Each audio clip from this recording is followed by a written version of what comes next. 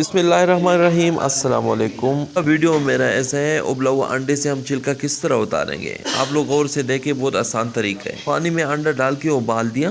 उबलने के दौरान में हमने थोड़ी सी नमक भी इसमें डाल दिया। नमक इसीलिए हम डालेंगे, इससे छिलका बहुत आसानी से उतर जाते हैं।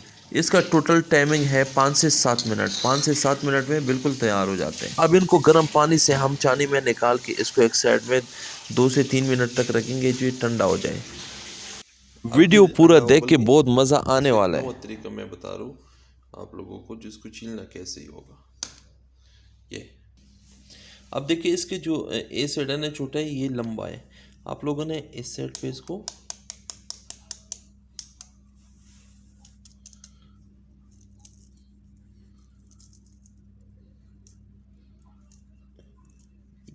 ये हो गई, इसका ये साइड भी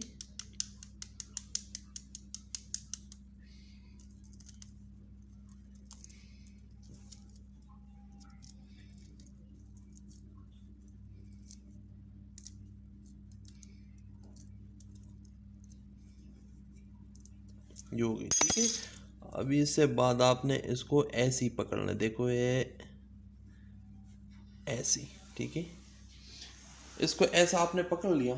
ठीक है, इसको आपने थोड़ी सी प्रेशर देना है।